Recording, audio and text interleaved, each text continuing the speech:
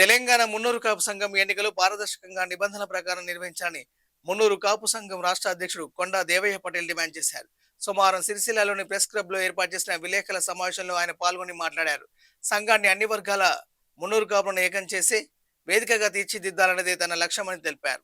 2018లో తెలంగాణ మున్నూరు కాపు సంఘం ఏర్పాటు చేసిన తర్వాత రాష్ట్ర వ్యాప్తంగా జిల్లా మండల గ్రామ స్థాయిలో కమిటీలను ఏర్పాటు చేసి సంఘాన్ని బలోపేతం చేసేందుకు కృషి చేస్తామని తెలిపారు. రాజన్న సిరిసిల్ల జిల్లా మున్నూరు కాపు కుల బాంధవ్యులు పటేల్స్ అందరికీ నా హృదయపూర్వక నమస్కారాలు. ఈరోజు ఈ ప్రెస్ మీట్ కార్యక్రమంలో పాల్గొన్న నా కుల బాంధవ్యులందరికీ, జిల్లా కమిటీ సభ్యులందరికీ హృదయపూర్వక నమస్కారాలు తెలియజేస్తూ, ఈరోజు త్వరలో తెలంగాణ రాష్ట్ర మున్నూరు కాపు సంఘం పటేల్స్ రాష్ట్ర ఎన్నికలు జరగబోతున్న సమయంలో మీరు పుట్టం పురుషోత్తమరావు గారు మున్నూరు కాపు సంఘం తెలంగాణ పేరుతో ఒక సంవత్సరం క్రితము 8 కులాలను కలపాలనే ప్రయత్నంను నేను అడ్డుకున్నాను. దాని తర్వాత కూడా నీవు 8 కులాల ఓట్లు వేయించుకొని నీవు మున్నూరు కాపు సంఘం తెలంగాణ రాష్ట్ర అధ్యక్షులని చెప్పుకొని తిరుగుతున్నావు. కానీ నేను ఏ రోజు కూడా నువ్వు 8 కులాలకు అధ్యక్షుడివి, అష్టసెమ్మ అనే రోజు మా మనోహర్ పేరు పెట్టినాడు. 8 కులాలంటే అష్టసెమ్మ కులాలకు అధ్యక్షుడు అని. చాలా బాగుంది పేరు. మరి ఆ పేరును నిజంగానే కాదనుకున్నట్టయితే నీ సంవత్సర కాలం టైం ఇచ్చినాము.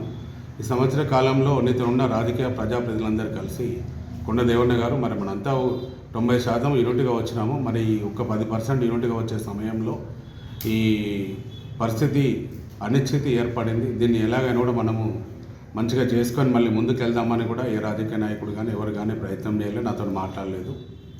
తర్వాత నేను అందరూ కూడా ఏదైతే 2018లో మున్నూరు కాపు తెలంగాణ మున్నూరు కాపు సంఘం పటేల్ అనే నామకరణ రావాలని 2018లో రిజిస్ట్రేషన్ చేయించినాను. దాని తర్వాత మన ఉన్న బీసీ మంత్రి వర్యులు అప్పుడు గంగుల కమలాకర్ గారు, వజ్రరాజు రవిచంద్ర గారు, అప్పుడు ఎంపీ కాలేదు వారు, కులం కొట్టాలని ఈరోజు వారు ఎంపీ అయినారు. ఈరోజు వాళ్ళందరూ కూడా అప్పుడు మనకు అందరం ఒక యూనిట్గా ఉంటే మనకు పథకాల రూపంలో 1000 మినిస్టర్ క్వార్టర్లు అందరూ పిలిపించి అన్ని కులాలు అన్ని సంఘాలు కలపాలనుకున్నారు. కాచగూడ కానీ, ఇంకా యువత కానీ, ఎండిఎఫ్ కానీ, తెలంగాణ మున్నూరు కాపు మహాసభ అన్నీ కూడా కలపాలనుకున్నారు. వారి ప్రయత్నం అనేది సఫలము కాలేదు, విఫలమైంది. కానీ నేను ఆ రోజు అయ్యప్ప దీక్షలో ఉండి ఒక మాట మీద, మీ అందరి నమ్మకం మీద కులమంతా యూనిటీ కావాలని ఆ రోజు 2018లో తెలంగాణ మున్నూరు కాపు పటేల్ సంఘాన్ని మీతోని మెర్జై మరి 5 సంవత్సరాలు కూడా కష్టపడి మరి 2 సంవత్సరాల వారికి ఒక కన్వీనర్గా అవకాశం ఇచ్చి, తర్వాత 3 సంవత్సరాలు నాకు అవకాశం ఇచ్చి 5 సంవత్సరాలు నేను ఎప్పటిలాగా పనిచేస్తూ అన్ని గ్రామాల్లో అప్పుడు ఉన్న ఉమ్మడి 10 జిల్లాలు కమిటీలు ఉంటే 33 జిల్లాలు కమిటీలు ఏర్పాటు చేసి మండల గ్రామ స్థాయిలో అందరిని ఒక యూనిట్గా తీసుకువచ్చి మున్నూరు కాపు కార్పొరేషన్ కావాలని కొట్లాడి పోరాటం చేసి అప్పుడు జోగురామన్న గారి దగ్గర నుండి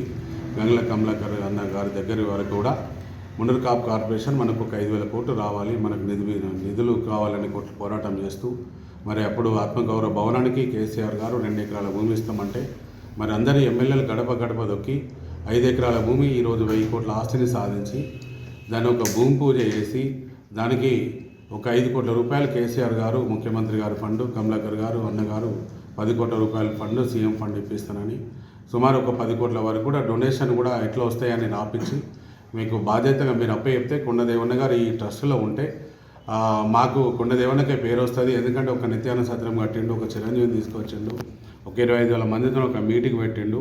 ఇక్కడనే మీ స్వార్థం కొద్దీ ఆ రోజు నన్ను ట్రస్ట్ నుండి మీరు తప్పించి ఆ ట్రస్ట్ను మీరు దగ్గర పెట్టుకుని 4 సంవత్సరాలు గడిచింది. ఇప్పటివరకు కూడా మా నందకిషోర్ అన్న గారు అడిగినట్టు ఎక్కడేస్తే గొంగలు అక్కడనే ఉంది. ఇప్పటివరకు కూడా 6 టవర్లు